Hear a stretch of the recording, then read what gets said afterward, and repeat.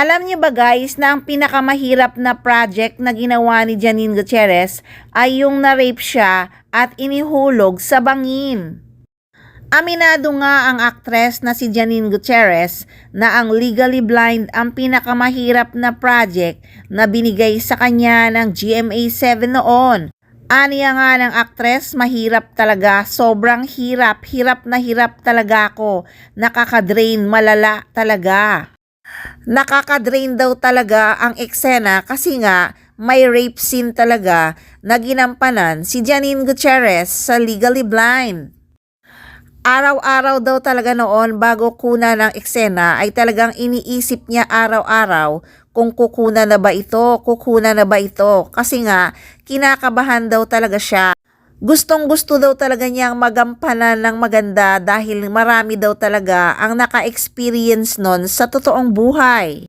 Kaya talagang gusto niyang bigyan ng hustisya kasi nga syempre hindi biro yung nangyari sa isang na-rape, so medyo na-trauma talaga daw siya sa rape scene na yon.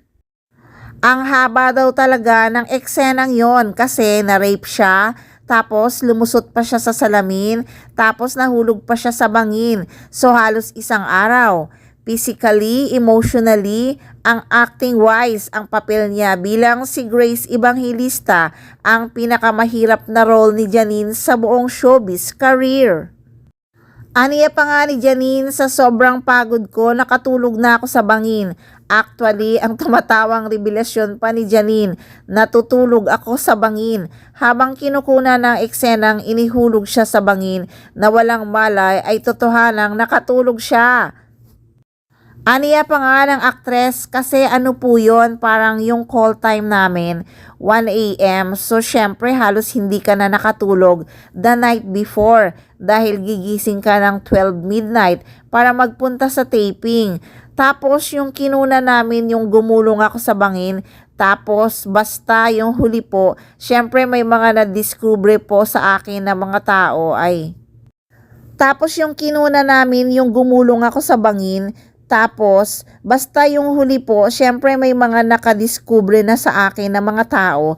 So pagising ko, tapos na pala yung eksena at muling tumawa si Janine. Tulog na si Janine. At nabulag pa nga si Janine sa kwento ng Legally Blind. Marami nga ang nagsasabing napakahirap para sa isang artista ang mag-portray bilang bulag. Kaya ang sagot ni Janine, yes, talaga po ang hirap. Sobrang hirap talaga.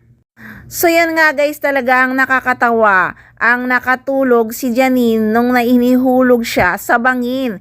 Talaga daw sobrang pagod niya. Kaya talagang nakatulog daw siya. Nagising na lang siya, tapos na pala ang eksena.